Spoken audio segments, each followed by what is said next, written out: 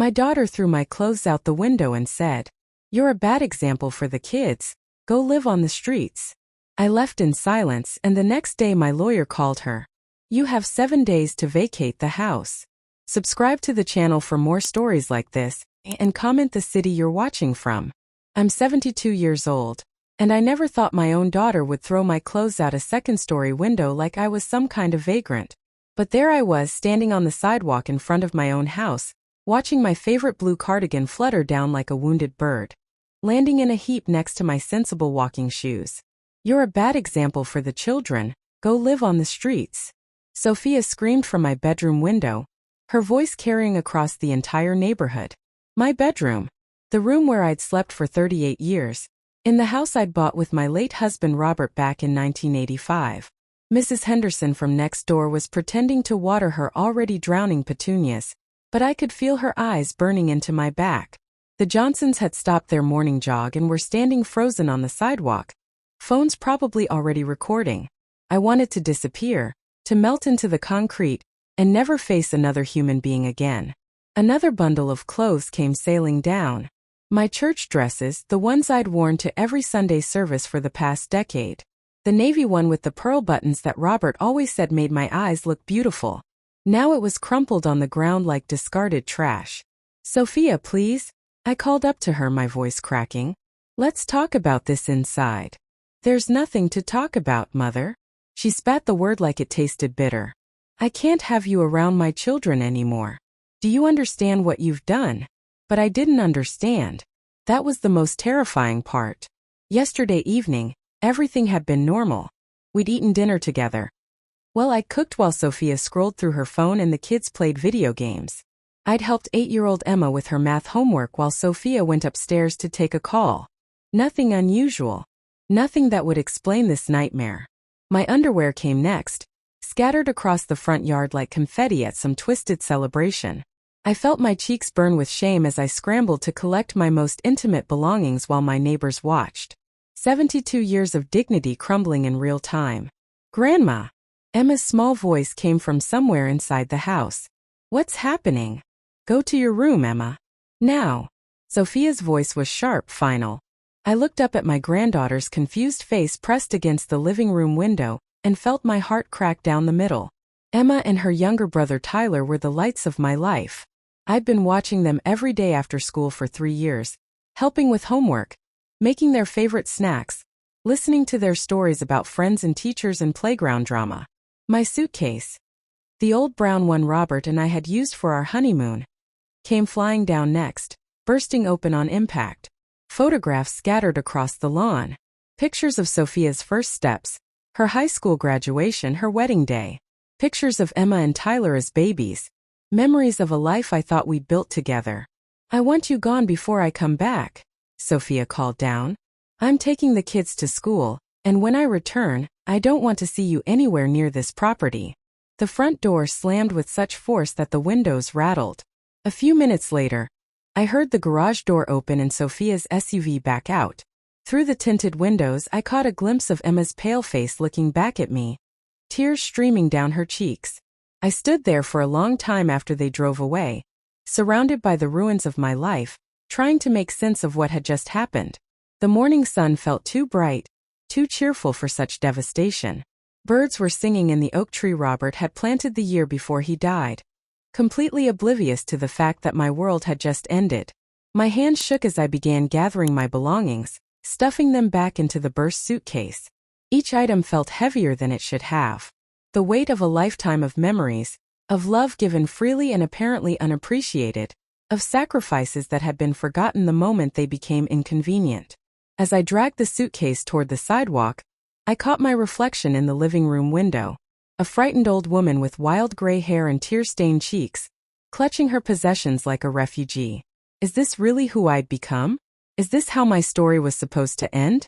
But something deep inside me, some spark that hadn't been extinguished by the humiliation and shock, whispered that this wasn't the end. This was just the beginning of something I'd never imagined possible at my age. I just didn't know yet how right that whisper would prove to be. The Sunset Motel wasn't the kind of place I'd ever imagined staying. $49 a night, with cigarette burns in the orange carpet, and a persistent smell of industrial disinfectant that couldn't quite mask whatever had happened in this room before me. But it was all I could afford until I figured out what to do next. I sat on the edge of the sagging bed, still wearing the same clothes from this morning, still trying to process what had happened. My phone had been buzzing constantly, neighbors calling, probably fishing for gossip. I turned it off hours ago. I couldn't bear to hear another voice asking me to explain something. I didn't understand myself. The shower water ran lukewarm at best, but I stood under it anyway, letting it wash away the humiliation of the morning. When I closed my eyes, I could still see Sophia's face twisted with disgust, could still hear her words echoing. "You're a bad example for the children." But what had I done? What possible offense could justify throwing away 47 years of motherhood like it meant nothing? Wrapped in a thin motel towel, I sat down and forced myself to think. Really think. Not about today, but about the months and years leading up to this moment. When had things started to change between us? It began when Robert died 5 years ago. Sophia had been so helpful then, so caring. She'd moved back into the house with the kids after her divorce, saying it was temporary, just until she got back on her feet. I'd been grateful for the company, for the sound of children's laughter filling the empty rooms again. But somewhere along the way, temporary had become permanent, and helpful had become controlling. "Mom, you really shouldn't be driving at night anymore," she'd said 6 months ago, taking my car keys. "It's not safe for someone your age. Mom, you don't need to go to the grocery store. I'll handle all that now. Just relax. Mom, maybe you should think about getting rid of some of this old furniture. It's so dated and we need room for the kids' things." Each suggestion had felt reasonable in the moment. Caring even. I was getting older after all. Maybe I did need help. Maybe I was being stubborn, holding on to my independence when my family was right there, ready to take care of everything. But lying here in this depressing motel room, I could see the pattern clearly for the first time. Sophia hadn't been helping me. She'd been systematically taking over my life. My checkbook had been simplified. Sophia handled all the bills now because it's easier to keep track of everything in one place. The house phone had been disconnected because everyone has cell phones now, Mom. My bridge club friends had stopped calling because Sophia always answered my phone and told them I was resting or not feeling well today. I'd become a stranger in my own home without even realizing it. The worst part was remembering how grateful I'd felt, how relieved I'd been that my daughter wanted to take care of me, that I wasn't a burden. I'd handed over my power piece by piece, thinking I was being loved when I was actually being erased. But what had triggered today's explosion? I replayed yesterday evening in my mind. Dinner had been quiet. The kids eating quickly so they could get back to their screens. Sophia checking her phone constantly. I'd been washing dishes when Tyler had come into the kitchen. "Grandma, can you help me with my science project?" "Of course, sweetheart. What's it about?" "We have to write about our family history. I want to know about Grandpa Robert and the house and stuff." I'd lit up at his interest. We'd spent an hour going through old photo albums, me telling him stories about his grandfather, about how we'd saved every penny to buy this house, how proud Robert had been when we'd finally gotten the keys. Sophia had appeared in the doorway while I was showing Tyler the deed to the house, explaining how property ownership worked. Her face had gone pale then hard. She'd sent Tyler to bed immediately, claiming it was past his bedtime even though it was only 8 o'clock. Now I understood. Tyler's innocent questions had reminded Sophia of something she'd probably spent years trying to forget. This house belonged to me, not her. I picked up my phone and stared at it for a long time before turning it back on. 17 missed calls, but I ignored them all. Instead, I scrolled through my contacts until I found the number I was looking for. "Margaret," I said when she answered. "It's Karen. I know it's late, but I need the name of that lawyer you used when your son tried to contest your will." Margaret had been through something similar 2 years ago. A grown child who'd felt entitled to their parents' assets while the parent was still very much alive and competent. She'd fought back and won. "Karen? What's wrong? You sound terrible." For the first time since this morning, I felt something other than confusion and pain. I felt clarity, cold, sharp, and absolutely certain. "I think I've been a fool, Margaret, but I'm about to stop being one." By the time I hung up, I had an appointment with Margaret's lawyer for first thing Monday morning. and for the first time in years I felt like myself again. James Morrison's law office smelled like leather and old coffee, a comforting combination that reminded me of Robert's study. The lawyer himself was probably in his 60s, with kind eyes behind wire-rimmed glasses and the sort of patient demeanor that made you feel like your problems mattered. "Mrs. Patterson," he said, settling back in his chair with a yellow legal pad. "Margaret told me you're having some family difficulties regarding your property." I'd spent the entire weekend rehearsing this conversation, but sitting here now, the words felt stuck in my throat. How do you explain that your own daughter threw you out like garbage? How do you admit that you'd been so naive, so trusting, that you'd let yourself be manipulated for years? "My daughter lives in my house," I began slowly. "She moved in 5 years ago after my husband died, supposedly temporarily. But yesterday she threw me out. Literally threw my belongings out the window, and told me I was a bad influence on her children." Mr. Morrison's eyebrows rose slightly, but his expression remained professional. "I see. And this is your house? You're the legal owner?" "Yes, of course. Robert and I bought it in 1985. I have the deed, the mortgage papers, everything." I paused, a cold knot forming in my stomach. "At least I think I do. I haven't seen those papers in a while." He leaned forward, making notes. "When was the last time you actually saw your property documents?" I thought back, my mind struggling through the fog of the past few years. "I'm not sure. Sophia handles all the paperwork now. She said it was easier, that I didn't need to worry about all those details." Something shifted in Mr. Morrison's expression, a tightening around his eyes that made my chest feel hollow. "Mrs. Patterson, I'm going to need you to bring me everything you can find. Bank statements, property documents, anything with your signature on it from the past 5 years. Can you do that?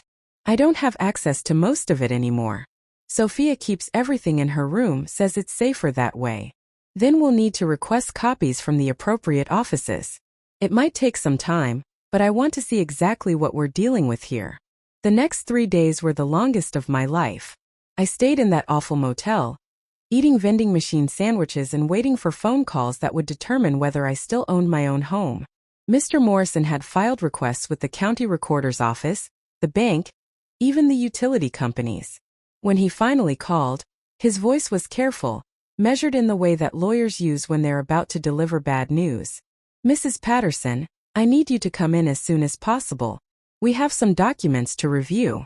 The papers were spread across his desk like evidence at a crime scene. Deeds, transfer documents, bank forms, all bearing my signature or something that looked like my signature. "I'm afraid the situation is more complicated than we initially thought," Mr. Morrison said gently. "According to these records, you signed a quitclaim deed 3 years ago, transferring 50% ownership of your home to your daughter." The room seemed to tilt sideways. "That's impossible. I would never do that." He pointed to a document dated 18 months after Robert's death. "Do you remember signing this?"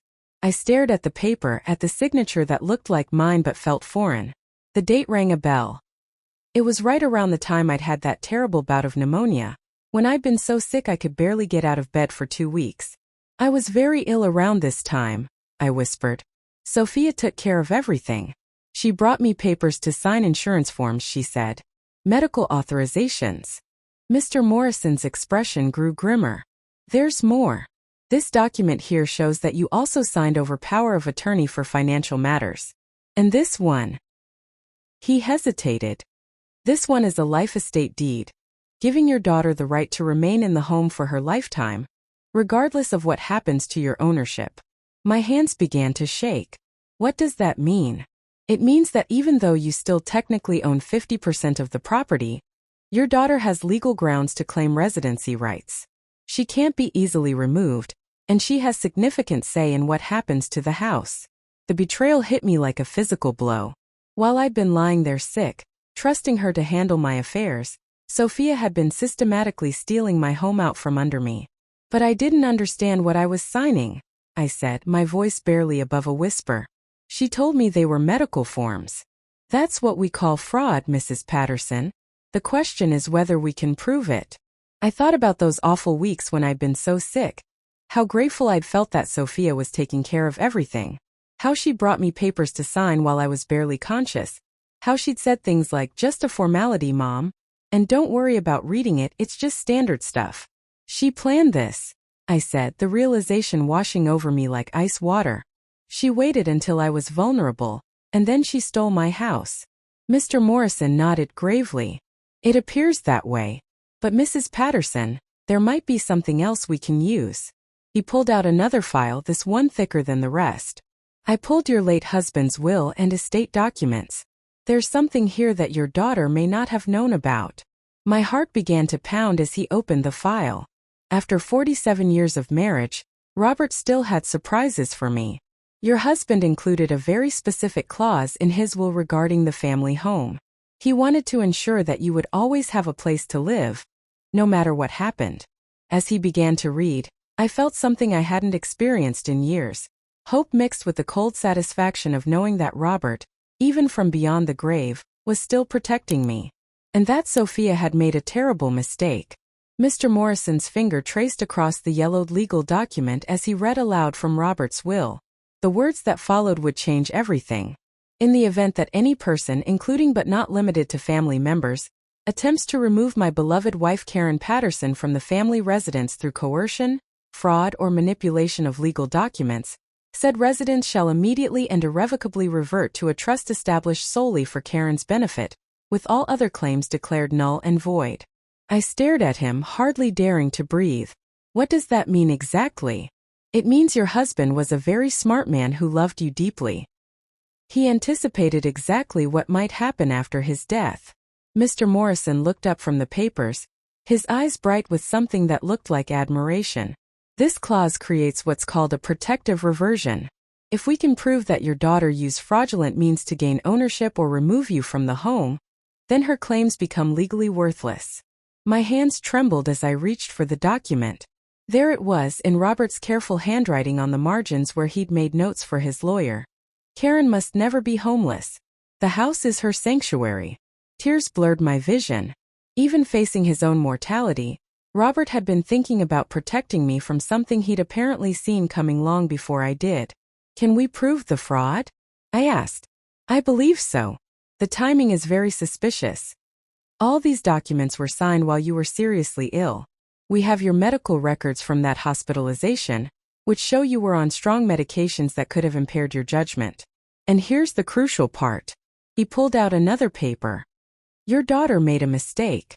Mr. Morrison pointed to a notary stamp on one of the quitclaim deeds. "This document was supposedly notarized at 2:30 p.m. on March 15th, but according to your hospital records, you were sedated for a procedure at that exact time. You couldn't have been signing documents." A cold fury began building in my chest. Not hot anger, but something sharper and more focused. Sophia hadn't just betrayed me. She'd forged legal documents.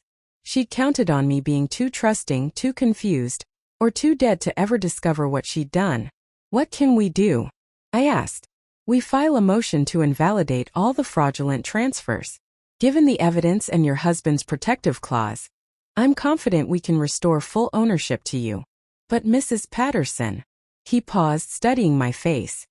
"Once we start this process, there's no going back. This will destroy your relationship with your daughter permanently." I thought about Sophia's face yesterday morning, twisted with contempt as she screamed at me to live on the streets. I thought about Emma and Tyler's confused expressions as their grandmother was humiliated in front of the whole neighborhood. I thought about the years of being slowly erased from my own life while believing it was love. "She destroyed our relationship the moment she decided to steal from me," I said quietly. "I'm not starting a war, Mr. Morrison. I'm finishing one that she started without telling me we were fighting." Over the next week, Mr. Morrison worked with surgical precision. He filed motions with the court, gathered evidence, and prepared a case that would unravel every fraudulent document Sophia had created. The process was methodical, careful, and completely invisible to her. I remained at the motel, but now it felt different. Not like exile, but like a strategic retreat. I wasn't hiding, I was planning. The hardest part was staying away from Emma and Tyler. I missed their laughter, their questions, their sweet hugs when I picked them up from school. But Mr. Morrison had advised me to have no contact with anyone in the house until the legal matters were resolved. "We can't give her any ammunition to claim you're harassing the family," he'd explained. So I waited. And while I waited, I began to remember who I used to be. Before Robert died, I'd been stronger, more confident. I'd run the household finances, made decisions, had opinions that mattered. Somewhere in the fog of grief and Sophia's gradual takeover, I'd forgotten that I was capable of taking care of myself. Margaret visited me twice, bringing real food and encouragement. "You're doing the right thing," she assured me. My son never forgave me for fighting back, but at least I kept my dignity and my home. Some things are worth more than a relationship built on lies. The breakthrough came on a Thursday. Mr. Morrison called with news that made my heart race. "We've got her, Mrs. Patterson.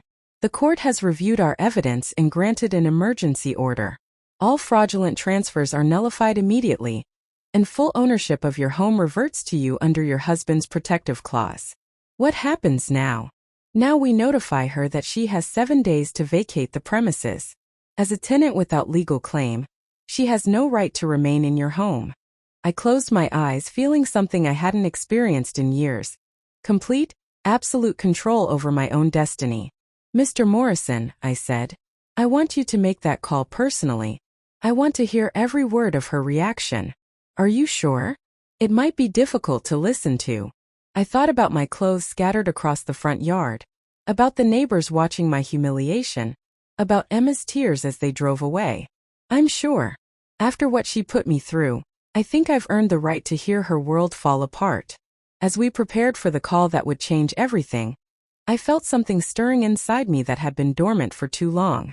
Not cruelty but justice. Not revenge but restoration. Sophia was about to learn that throwing someone away doesn't mean they disappear. Sometimes it just means they finally see clearly enough to fight back. Mr. Morrison put the call on speakerphone at exactly 10:15 a.m. I sat across from his desk, my hands folded in my lap, feeling strangely calm as we waited for Sophia to answer. "Hello." Her voice was cheerful, probably expecting a call about the kids' school or some other routine matter. "Miss Patterson, this is James Morrison, attorney at law. I'm calling regarding the property at 1247 Maple Street." A pause. Then her voice sharper now. "I'm sorry, who is this? How did you get this number?" "I represent your mother, Karen Patterson, in legal matters concerning her home. I'm calling to inform you that all property transfers executed between March 2020 and present have been declared fraudulent by the county court and are hereby nullified." The silence stretched so long I wondered if the call had dropped. Then came a sound I'd never heard from Sophia before. A strangled gasp, like someone had knocked the wind out of her. That's impossible. Those were legal documents. My mother signed them willingly. According to the evidence presented to the court, including medical records showing your mother was sedated during the time of alleged signature, and discrepancies in notarization, the documents were obtained through fraudulent means. "Where is my mother?" Sophia's voice was rising, panic creeping in. "I need to speak with her immediately. Mrs. Patterson has chosen to communicate only through legal counsel at this time. I'm calling to inform you that you have 7 days to vacate the premises. As of today, you have no legal claim to the property." 7 days. The words came out as a shriek. That's insane. I live here. My children live here. You can't just throw us out on the street. Mr. Morrison's voice remained perfectly level. "Ma'am, according to the court order, you are now considered a tenant without lease on property owned entirely by Karen Patterson. 7 days is actually more generous than the law requires. This is my mother we're talking about. She wouldn't do this to her own grandchildren." I felt a stab of pain at the mention of Emma and Tyler, but I forced myself to remain silent. Sophia was doing exactly what I'd expected. Using the children as weapons, just like she'd used my love for them to control me for years. "The legal proceedings are final, Miss Patterson. You have 7 days. Wait. Sophia's voice was breaking now. "There has to be some mistake. Let me talk to my mother. We can work this out as a family. Your mother has made her position clear through her legal representation. How much does she want?" The question came out in a rush. "Money? I can get money. Just tell me what it'll take to make this go away." I almost laughed at the irony. Even now, Sophia thought everything could be solved with money. The same way she thought she could steal my house and I'd be too weak or confused to fight back. This is not a financial negotiation, Miss Patterson. This is a court order. You don't understand. Sophia was crying now, her voice ragged with desperation. She's old. She's confused. She doesn't know what she's doing. I was protecting her, taking care of everything so she wouldn't have to worry. The lawyer glanced at me and I nodded. I wanted him to respond to that particular lie. Miss Patterson, your mother is 72 years old, not incapacitated. She has been evaluated by medical professionals and found to be completely competent to make her own legal decisions. Your assumption that age equals incompetence is both legally and factually incorrect. But where will we go? The kids are settled in school here. This is their home. That should have been considered before fraudulent documents were created. 7 days, Miss Patterson. After that, any remaining presence on the property will be considered trespassing. The call ended with Sophia sobbing into the phone, begging for more time, promising to make things right with her mother if we just give her a chance. Mr. Morrison turned off the speaker and looked at me with something that might have been admiration. How do you feel? I sat quietly for a moment, examining my emotions like someone checking for injuries after an accident. I'd expected to feel triumphant, vindicated, maybe even a little cruel satisfaction at hearing Sophia's world collapse. Instead, I felt something much simpler, relief. I feel free, I said finally. For the first time in 5 years, I feel like I can breathe. My phone started ringing within minutes of leaving the lawyer's office. Sophia's number flashed on the screen again and again. I let every call go to voicemail, but I didn't delete them. I wanted to hear what she had to say when she thought I might be listening. The first few messages were angry threats. You can't do this to your own family. I'll fight this in court. You're making a huge mistake. Then came bargaining. Mom, please call me back. We can work this out. I know you don't really want to hurt the kids. Just tell me what you want. Finally, desperation. Please, Mom. I'm sorry. I was just trying to help. I thought you wanted me to take care of things. Please don't destroy our family over this. But it was too late for apologies. Too late for explanations about helping and taking care of things.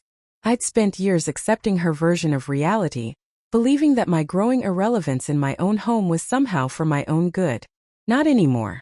On Friday afternoon, exactly 6 days after the court order, Margaret drove me past the house. Sophia's SUV was packed with boxes, and I could see her loading more through the front door I'd been thrown out of just 2 weeks earlier. Emma and Tyler sat on the front steps, looking confused and sad. My heart ached for them, but I knew this disruption was temporary. Once things settled, once I was back in control of my own home, I could give them the stability they deserved, real stability, not the kind built on lies and stolen property. Are you ready to go home? Margaret asked gently. I looked at the house where I'd spent the happiest years of my life with Robert, where I'd raised my daughter, where I'd thought I would grow old surrounded by family who loved me. Tomorrow it would be mine again. Really mine, with no hidden agendas or fraudulent papers threatening my security. Yes, I said, feeling stronger than I had in years. I'm ready. The house felt different when I walked through the front door for the first time in 2 weeks. Bigger somehow, like it had been holding its breath and could finally exhale. The afternoon sunlight streamed through windows that were cleaner than I remembered. Apparently Sophia had been maintaining appearances even while stealing my home. Mr. Morrison had arranged for a locksmith to meet us there. The clicking of tumblers being changed was the most satisfying sound I'd heard in years. Each new key that slid into my palm felt like a small victory, a tangible reminder that this space belonged to me again. All the utilities are still in your name, Mr. Morrison explained as we walked through the rooms. Your daughter never managed to transfer those, probably because she needed your signature and couldn't forge them convincingly. In the master bedroom, my bedroom, I found that she'd left it exactly as it had been before her family moved in. My furniture, my photos with Robert, even my reading glasses on the nightstand. It was as if she'd always known this day might come and wanted to leave herself an escape route from her own deception. The children's rooms were empty now, stripped of the bunk beds and toy boxes that had made them feel alive again. But instead of sadness, I felt possibility. These could be guest rooms for when Emma and Tyler visited properly. When their mother learned to respect boundaries instead of destroying them. What about contact with your daughter? Mr. Morrison asked as we finished the walkthrough. She's been calling my office repeatedly, demanding to speak with you.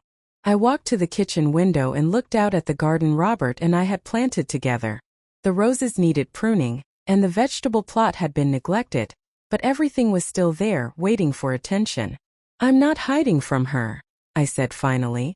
But I'm not chasing after her either. If she wants a relationship with me, she knows where I live. She also knows that relationship will be on my terms now, not hers. Margaret stayed for dinner that first night, Chinese takeout eaten off my good china, because I was through saving the nice things for special occasions. We talked about practical matters. Changing my will, updating my emergency contacts, maybe even getting a small dog for company. You know she'll try to come back, Margaret warned. People like Sophia don't give up easily. She'll probably bring the children, try to make you feel guilty. Then she'll learn something new about me, I said, surprised by the steel in my own voice. I've spent the last 5 years feeling guilty for taking up space in my own life. I'm done with that. The first test came 3 days later. I was in the garden, finally tackling those overgrown roses, when I heard a car in the driveway.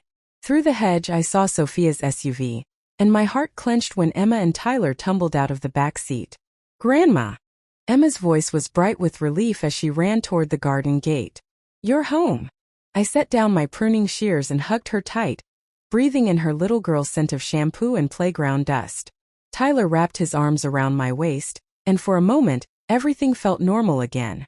Then Sophia appeared behind them, looking haggard and uncertain in a way I'd never seen before. Mom, she said quietly, can we talk? I kept my arms around the children but met her eyes directly. Of course. But first I want to know. Have you told them the truth about why you had to move? Sophia's face flushed. I told them we needed a change of scenery. Grandma, are you sick? Tyler asked, looking up at me with worried eyes. Mom said you had to go away because you weren't feeling well. The anger that flared in my chest was swift and clean. Even now, Sophia was lying to them, making me the problem instead of taking responsibility for her own actions. I'm perfectly healthy, I told Tyler, smoothing his hair. I went away because your mother and I had a disagreement about who should live in this house. But it's all settled now. So you're not moving away again? Emma asked. Never again, I promised and meant it.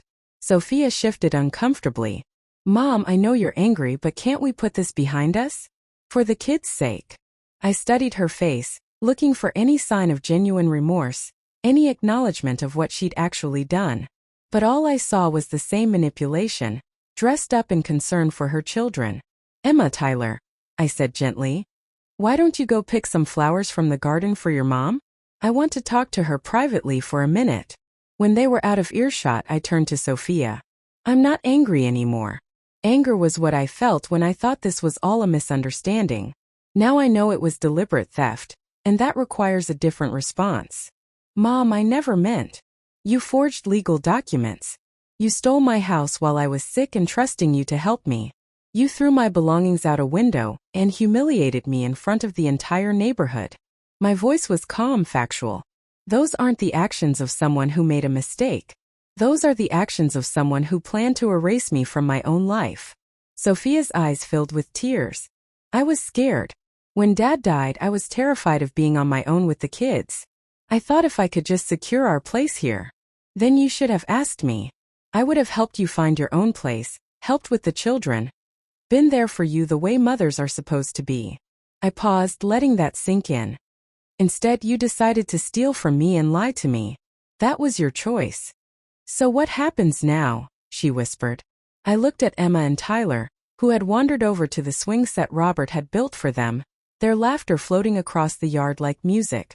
Now you learn to be their mother without using me as a safety net. And they learn to visit their grandmother in her own home, where she makes the rules. I met her eyes directly. If you can respect that, we can build something honest. If you can't, then you've already made your choice. Sophia stayed for another hour, but the dynamic had changed permanently. She was a guest in my home now, not the other way around. She asked permission before opening my refrigerator, said please and thank you like a polite stranger. When it was time to leave, both children hugged me goodbye and Tyler whispered, I'm glad you're not sick, Grandma. Me too, sweetheart. Sophia paused at the door, looking like she wanted to say something more. But in the end, she just nodded and walked away. I watched them drive off, then went back to my roses. The thorns were sharp, but I had good gloves now, and steady hands, and all the time in the world to tend my own garden. At 72, I'd finally learned the difference between being alone and being free. And for the first time in years, I was both.